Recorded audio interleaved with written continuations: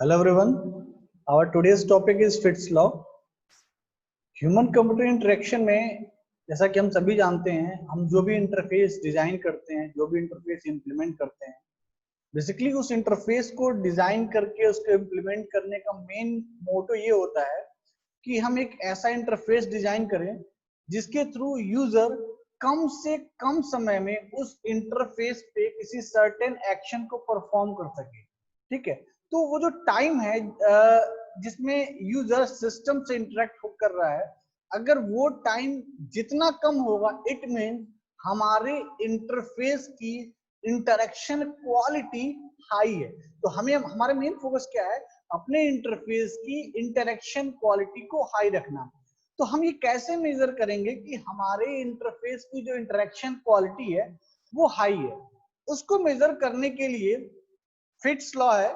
Fits ने एक law दिया जिसके थ्रू हम ये मेजर कर सकते हैं कि कोई भी इंटरफेस, चाहे वो कोई फिजिकल डिवाइस हो, चाहे कोई interface just like a software हो, तो उस इंटरफेस वाली डिवाइस के थ्रू या किसी ग्राफिकल इंटरफेस के थ्रू अगर कोई यूजर इंटरेक्ट कर रहा है, तो उस यूजर का उस इंटरफेस पे सर्टेन एक्शन परफॉर्म करने का जो टाइम है वो समय कम से कम होना चाहिए। उसी टाइम के बिहाफ पे हम ये मेजर कर पाते हैं कि कौन सा इंटरफेस जो इंटरफेस डिजाइन किया गया है वो इंटरफेस यूजर इजिली उससे इंटरेक्ट कर पा रहा है या नहीं कर पा रहा है। उसके लिए फिट्स लॉ ने एक लॉ दिया जिसमें हम बेसिकली दो पैरामीटर्स पे फोकस करते हैं। First one is distance and second one is size of the object.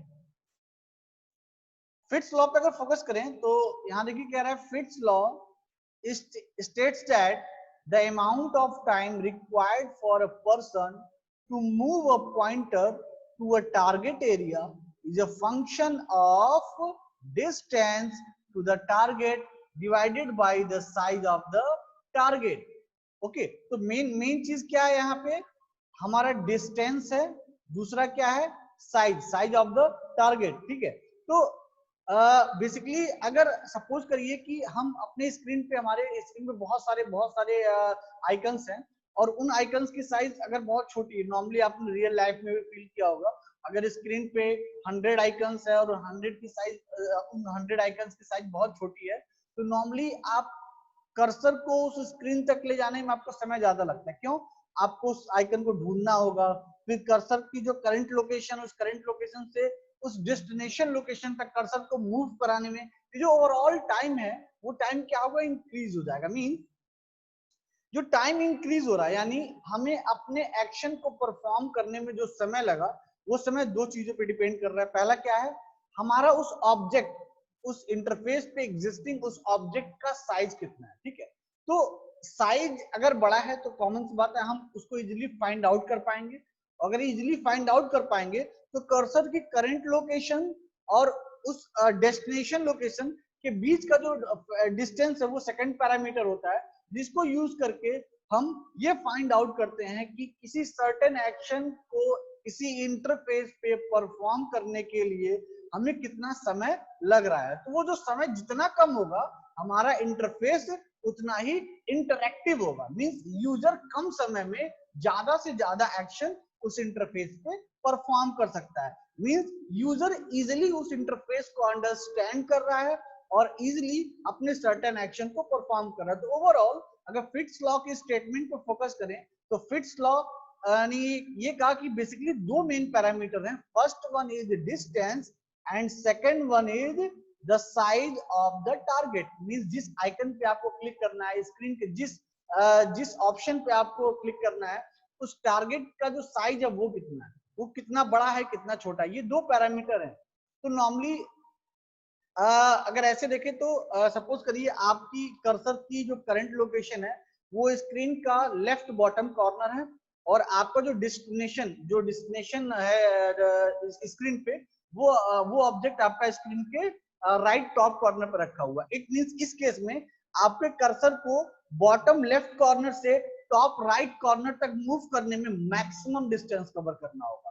ठीक है, और दूसरी चीज अगर सपोज करिए ऑब्जेक्ट का जो साइज है जिसपे हमें कर्सर रख के क्लिक करना है, उस ऑब्जेक्ट का साइज भी बहुत छोटा है, बहुत छोटा है, तो यहाँ पे जो टाइम होगा, ठीक है, सर्टेन एक्शन यूजर जो सर्टेन एक्शन परफॉर्म करेगा, जो क्लिक इवेंट, जो क्लिक एक्शन यूजर परफॉर्म करेगा, उस क्लिक इवेंट को परफॉर्म करने में यूजर जो समय लेगा वो समय मैक्सिमम टाइम होगा, ठीक है।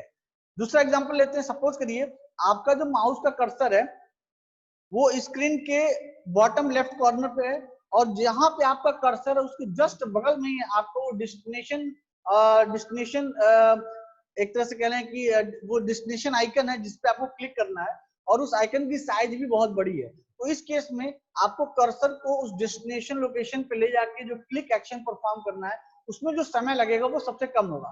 तो मैंने जो दो एग्जांपल दिए, पहले वाले में हमें समय सबसे ज्यादा लगेगा, क्यों? क्योंकि डिस्टेंस भी सबसे ज्यादा कवर करनी पड़ रही है, और जो आइकन है जिसपे हमें सर्टेन एक्शन परफॉर्म करना है उस आइकन की साइज भी क्या है, बहुत छोटी है। तो पहले वाले एग्जांपल में हमें सबसे ज्यादा समय लगेगा, ठीक है, दूसरे वाले एग्जांपल में हमें सबसे कम समय लगेगा।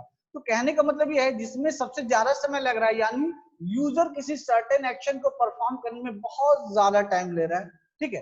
तो जब यूजर बहुत ज्यादा टाइम लेगा तो कहीं ना कहीं सिस्टम भी अपना प्रोसेसिंग बहुत लेट करेगा। तो ये बहुत इफेक्ट डालता है सिस्टम को रिस्पॉन्स करने का। सिस्टम से हम फास्ट रिस्पॉन्स चाहते हैं तो हमें भी फास्ट रिस्पॉन्स, हमें भी फास्ट एक्शन परफॉर्म करना पड़ेगा। तो ओवरऑल फिट्स लॉ बहुत इंपॉर्टेंट रोल प्ले करता है किसी भी इंटरफेस की डिजाइनिंग में, क्योंकि किसी भी इंटरफेस को जब हम डिजाइन करते हैं तो उस समय अपने माइंड में इन चीजों को जरूर रखते हैं कि हमारी इस इंटरफेस के इन 100 स्क्रीन एलिमेंट्स में से वो कौन सा स्क्रीन एलिमेंट है जो हमारे इंटरफेस के लिए बहुत ही क्रूशियल है, बहुत ही इंपॉर्टेंट है। हम उस स्क्रीन एलिमेंट को अपने स्क्रीन पे ऐसे अप्रोप्रिएट प्लेस पर रखते हैं कि जो टाइम हो, यूजर जो सर्टेन एक्शन परफॉर्म करे उन आइकन्स पे, वो जो टाइम हो वो टाइम क्या हो, मिनिमम हो। तो इंटरफेस की डिजाइनिंग में फिट्स लॉ का बहुत ही इंपॉर्टेंट रोल प्ले होता है। कैसे होता है इसी की अब हम स्टडी करेंगे। बेसिकली अभी हमने ये आपको सब एक्सप्लेन कर दिया है कि जो फिट्स लॉ है वो बेसिकली दो पैरामीटर्स पे डिपेंड करता है, डिस्टेंस पे और the size of the target. जिस टारगेट पे आपको सर्टेन एक्शन परफॉर्म करना है उस टारगेट का साइज क्या है, ठीक है।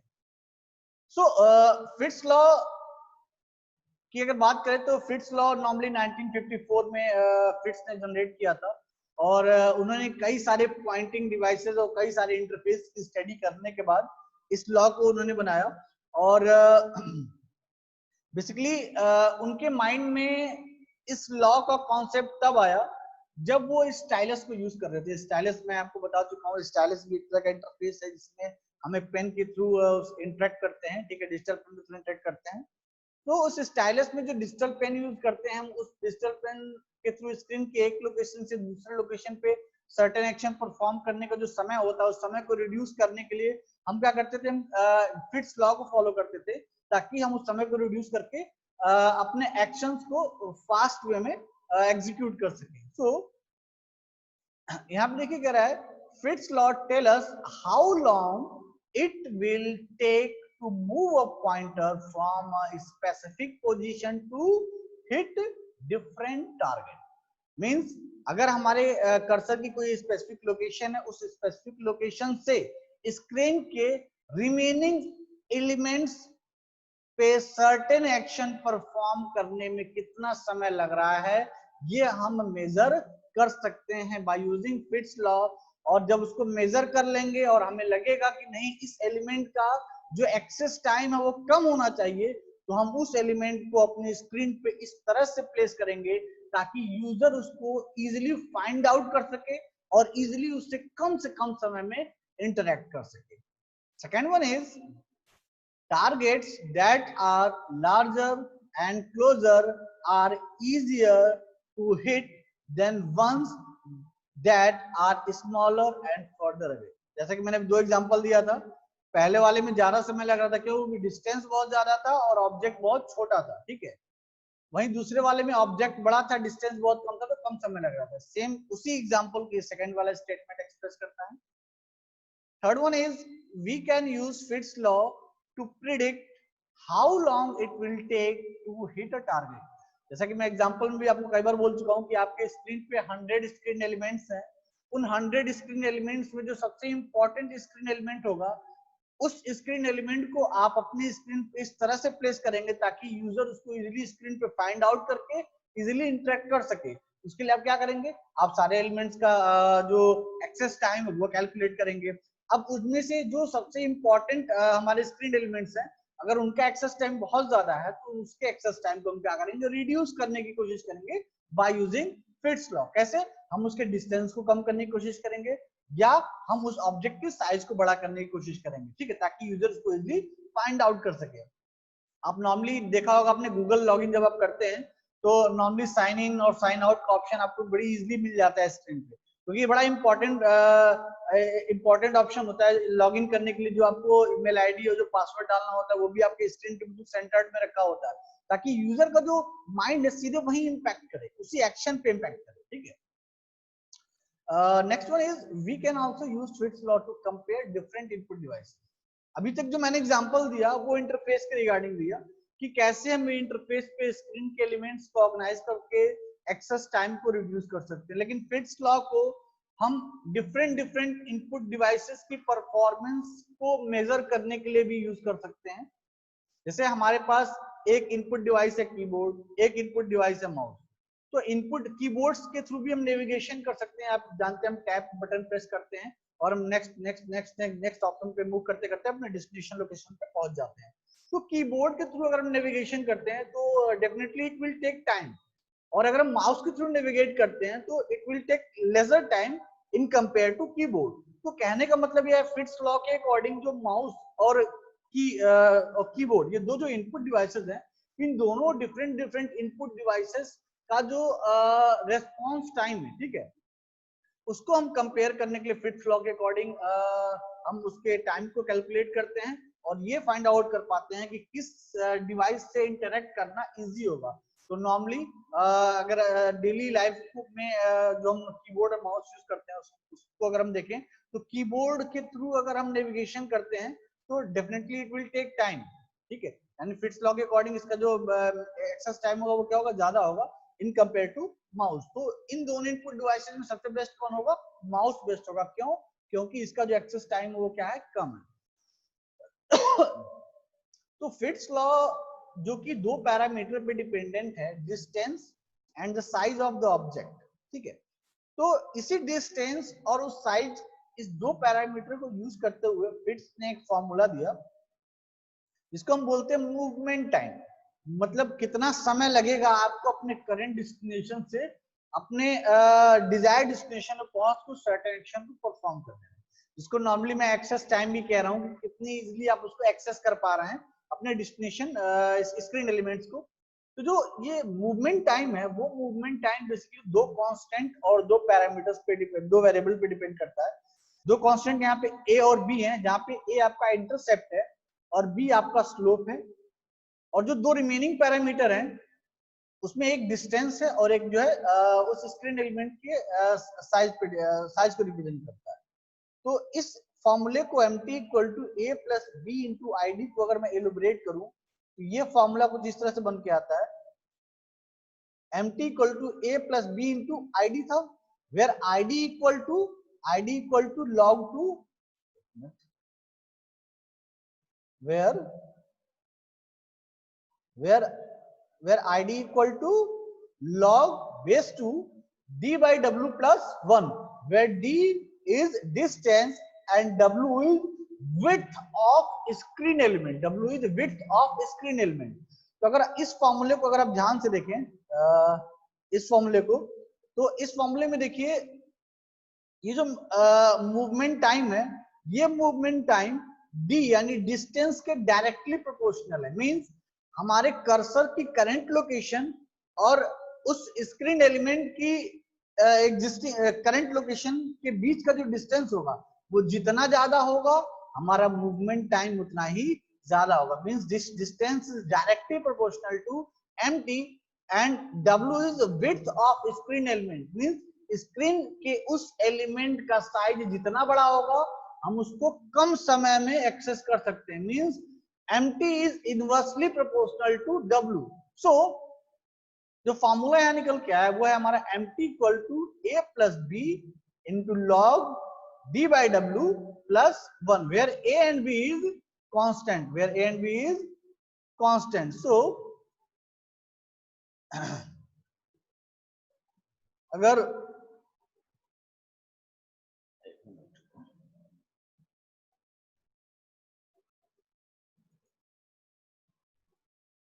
तो इस फॉर्मूले में ये जो आईडी है, ये जो आईडी है ये दो चीजों पर डिपेंड करता है, डी एंड डब्ल्यू. तो D MT is directly proportional to D and MT is inversely proportional to W.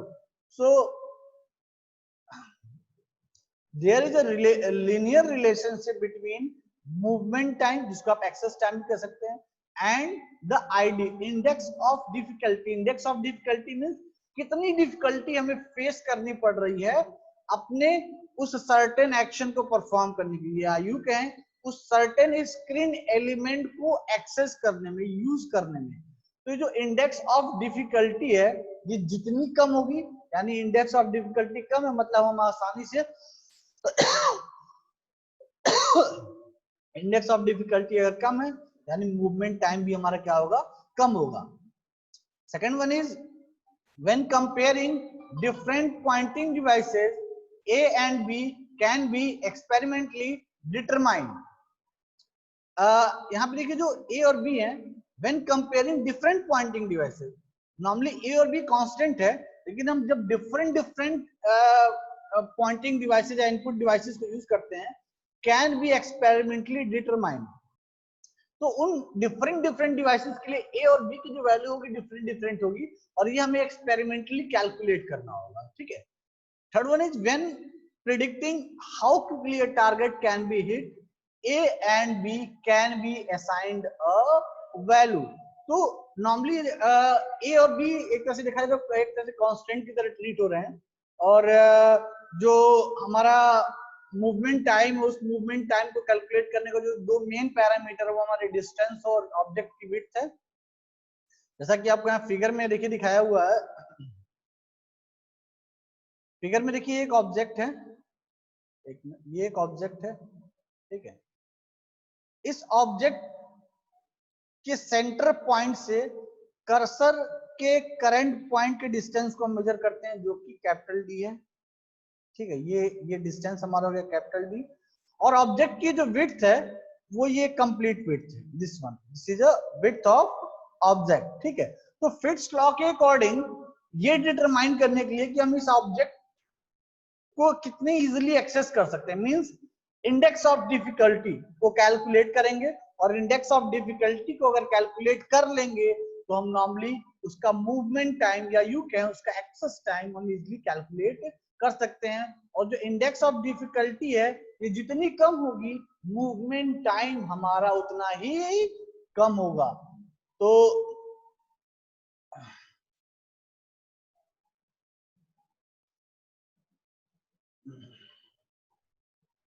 वहीं एक दूसरा एग्जांपल यहाँ ले लेते हैं हम. इस एग्जांपल में इसके लिए न्यूमेरिकल भी मैंने यहाँ दिया हुआ है, आपको इजीली दिख रहा होगा स्क्रीन पे. इसकी अगर बात करें तो यहाँ देखिए दो फिगर, दो ऑब्जेक्ट दिखाए गए हैं. एक ग्रीन कलर का ऑब्जेक्ट है, मैं मार्कर ले लेता हूं, एक ग्रीन कलर का ऑब्जेक्ट है और एक येलो कलर का ऑब्जेक्ट है, और यहाँ पे देखिए क्रॉस बना हुआ है. ये क्रॉस रिप्रेजेंट करता है आपके कर्सर की करंट लोकेशन, ये क्रॉस रिप्रेजेंट करता है आपके कर्सर की करंट लोकेशन. तो जो कर्सर की करंट लोकेशन है इन दोनों केसेस में, इन दोनों एग्जांपल्स में बिल्कुल सेम है, चाहे एग्जांपल 1 की बात करें चाहे एग्जांपल 2 की बात करें. डिफरेंस क्या है यहाँ पे? डिफरेंस है ऑब्जेक्ट का साइज, यानी स्क्रीन एलिमेंट जो है उनकी साइज, और दूसरा उन स्क्रीन एलिमेंट की कर्सर से करंट लोकेशन के बीच की डिस्टेंस. यानी पहले वाले एग्जांपल में ऑब्जेक्ट का साइज बड़ा है और डिस्टेंस कम है, दूसरे वाले एग्जांपल में ऑब्जेक्ट का साइज छोटा है और डिस्टेंस ज्यादा है. इट मींस बी ज्यादा है, मींस जो मूवमेंट टाइम होगा वो भी क्या होगा, ज्यादा होगा, because movement time is directly proportional to D and movement time is inversely proportional to width. तो यहाँ पे देखिए विड्थ छोटी है, inversely proportional to width, width छोटी मींस टाइम ज्यादा, डिस्टेंस ज्यादा मींस टाइम ज्यादा. तो सेकंड वाले एग्जांपल में ये आप इजीली मेजर कर सकते हैं कि जो टाइम होगा वो फर्स्ट वाले एग्जांपल के कंपैरेटिवली ज्यादा होगा. ये तो अभी हमने आपको लॉजिकली समझाया, लेकिन फॉर्मूले में इसी चीज को हम पुट करके देखते हैं। तो यहाँ पे देखिए फॉर्मूला है फिट्स का, mt equal to a plus B log d by W plus 1। तो इसके लिए देखिए जो कांस्टेंट a और b है, इस कांस्टेंट a और b को इन दोनों एग्जांपल्स के लिए हमने सेम रखा है। क्यों? क्योंकि हम सेम इनपुट डिवाइस यूज कर रहे हैं और ये a और b की वैल्यू वेरी करती है डिफरेंट इनपुट डिवाइसेस पे। ठीक है, a की वैल्यू 50 मिली सेकेंड और b की वैल्यू 150 मिली सेकेंड। ठीक है, तो यहाँ पे d और w हमारे पास दो वेरिएबल है जिनकी वैल्यू हमें मेजर करनी बहुत जरूरी है। तो पहले वाले फिगर में जो d की वैल्यू है वो 80 mm है और विड्थ जो है 20 mm है। तो हमने इस 80 और 20 को इस फॉर्मूले में पुट किया, जो टोटल मूवमेंट टाइम निकल के आया हमारा वो 398 मिली सेकेंड आया। ठीक है, और दूसरे वाले एग्जाम्पल में हमने d इक्वल टू 100 और विड्थ इक्वल टू 10 रखा, तो जो मूवमेंट टाइम या एक्सेस टाइम आया हमारा वो 569 मिली सेकेंड आया। नॉर्मली फिट्स लॉ में जो हम मूवमेंट टाइम मेजर करते हैं उसकी यूनिट होती है मिली सेकेंड। ठीक है, तो पहले वाले एग्जांपल में जो टाइम आया वो 398 मिली सेकेंड है, दूसरे वाले एग्जांपल में जो टाइम आया वो 569 मिली सेकेंड है। इट मींस पहले वाले एग्जांपल का जो मूवमेंट टाइम है वो दूसरे वाले एग्जांपल के कंपैरेटिवली क्या है, कम है, because of distance and width of screen element. Distance भी कम है और स्क्रीन के एलिमेंट की साइज भी ज्यादा बड़ी है, इसलिए जो एक्सेस टाइम है, जो मूवमेंट टाइम है वो क्या है, इसमें कम है इन कंपैरेटिवली सेकंड एग्जांपल। सो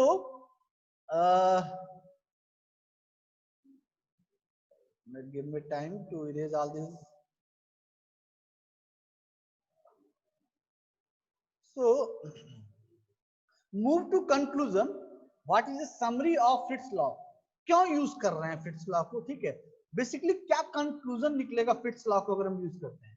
तो here is summary and there are 4 points. First one is Fitts law can be applied to interface design to predict the time it will take users to move to a target or series of targets. Means आपको जितने भी screen elements हैं उन सभी screen elements के time को आप, movement time को आप मेजर कर सकते हैं। ठीक है, और उसके अकॉर्डिंग अपने स्क्रीन एलिमेंट्स को ऑर्गेनाइज कर सकते हैं कि किस स्क्रीन एलिमेंट को हम कहां पर प्लेस करें। Second one is the bigger and closer the target, the easier is to hit. Target जितना बड़ा होगा, जितना closer होगा, उसको access करना उतना ही आसान होगा। Third one is target at the edge of screen can be considered to have a infinite size and are relatively easy to hit. देखिए मेन पॉइंट है, मुझे लगता है बहुत इंपॉर्टेंट पॉइंट है, target at the edge of the screen. Edge of the screen means I select the marker. Edge of the screen means this is the edge of the screen. This is the edge of the screen. Okay, and this is the edge of the screen, and this is the edge of the screen means the corner side of the screen. ठीक है, वो हमारे क्या कहलाती है, as of the screen. तो कोई भी ऑप्शन देखिए, आप नॉर्मली विंडोज का जो स्टार्ट बटन होता है वो भी बिल्कुल नीचे कॉर्नर में रखा होता है। तो जो जितने भी टूल्स होते हैं, जो बेसिक टूल्स, देखिए जो क्लोज का ऑप्शन होता है, मिनिमाइज का ऑप्शन होता है, मैक्सिमाइज का ऑप्शन होता है, चाहे जो बेसिक टूल्स हो गए जिनको हम अपने अकॉर्डिंग कस्टमाइज करते हैं, उन टूल्स की बात कर लें, चाहे स्टार्ट बटन हो गया, ये सारी की सारी चीजें स्क्रीन के बिल्कुल कॉर्नर सेक्शन में रखी होती है। ठीक है, तो वही यहाँ पे कह रहा है target at the edge of the screen can be considered to have a infinite size and are relatively easy to hit. Means screen का जो कॉर्नर पोर्शन है, उस कॉर्नर पोर्शन का जो मूवमेंट टाइम होता है वो मिनिमम माना जाता है। ये हम एज्यूम करते हैं स्क्रीन का जो कॉर्नर पोर्शन है उसका जो मूवमेंट टाइम है वो मिनिमम होगा। तो जो हमारे बेसिक एलिमेंट्स हैं स्क्रीन के, हम उन बेसिक एलिमेंट्स को हम अपने स्क्रीन के कॉर्नर में ही रखते हैं। और नॉर्मली देखेंगे जब आप अपने सिस्टम को ऑन करते हैं तो जो आपका डेस्कटॉप स्क्रीन आता है, उस डेस्कटॉप स्क्रीन में जो माई कंप्यूटर का ऑप्शन होता है वो बिल्कुल टॉप पोर्शन पे बाय डिफॉल्ट की मैं बात करूं, अदरवाइज आप अपने अकॉर्डिंग उसको ऑर्गेनाइज कर सकते हैं, लेकिन बाय डिफॉल्ट वो कहां होता है, बिल्कुल टॉप पे होता है। क्यों? Because of the target at the edge of screen can be considered to have a infinite size. हम ये करते हैं जो स्क्रीन एलिमेंट हमारे स्क्रीन के कॉर्नर पे रखे होंगे उसकी जो साइज होगी वो इनफाइनाइट होगी। तो साइज जब इनफाइनाइट होगी, साइज जितना बड़ा होगा मींस विड्थ जितनी ज्यादा होगी एक्सेस टाइम, मूवमेंट टाइम क्या होगा, उतना ही कम होगा, because width is inversely proportional to movement time. And last one is Fitts law can also be used to compare pointing devices. तो जैसा कि मैंने स्टार्टिंग बताया कि फिट्स लॉ को बेसिकली हम इंटरफेसेस के लिए भी यूज करते हैं as well as input devices के लिए भी यूज करते हैं। इंटरफेसेस के लिए हम इसलिए यूज करते हैं ताकि हम ये मेजर कर सकें कि उस स्क्रीन पे, उस इंटरफेस पे एग्जिस्टिंग स्क्रीन एलिमेंट्स को एक्सेस करने का जो मूवमेंट टाइम है वो कितना कम है, कितना ज्यादा है। दूसरे शब्दों में अगर मैं हार्डवेयर के टर्म में जाऊं, यानी बहुत सारे हार्डवेयर इंटरफेस भी होते हैं, उन हार्डवेयर इंटरफेस को अगर मैं कंपेयर करूं कौन सा, क्योंकि बिकॉज ऑफ हमारे पास सपोज 10 इनपुट डिवाइसेस है, अब मुझे अपने किसी एक इंटरफेस के लिए कोई एक इनपुट डिवाइस चूज करना है, तो मैं ये मेजर करूंगा, कैलकुलेट करूंगा कि इन 10 इनपुट डिवाइसेस में से कौन सा इनपुट डिवाइस ऐसा है जो हमारे इंटरफेस के लिए अप्रोप्रिएट है। तो इसको कैलकुलेट करने के लिए हमें कुछ मैथमेटिकल एक्सप्रेशंस की जरूरत पड़ेगी, कुछ वेरिएबल्स की जरूरत पड़ेगी, उनको यूज करते हुए हम ये फाइंड आउट कर पाएंगे, ये कैलकुलेट कर पाएंगे कि कौन सा जो इनपुट डिवाइस है वो हमारे लिए अप्रोप्रिएट है, फिट है। तो ओवरऑल कहने का मतलब ये है कि डिजाइनिंग पॉइंट ऑफ व्यू से, किसी भी इंटरफेस को डिजाइन करने के पॉइंट ऑफ व्यू से Fitts law plays a very very important role play. और नॉर्मली हर एक इंटरफेस जब हम डिजाइन करते हैं तो उसकी डिजाइनिंग फेज में हम फिट्स लॉ को कंसीडर करते हैं ताकि स्क्रीन के जो भी एलिमेंट्स हैं उनको हम स्क्रीन के प्रॉपर प्लेस पे उसको प्लेस कर सकें। होप सो आपको क्लियर होगा कॉन्सेप्ट। Thank you.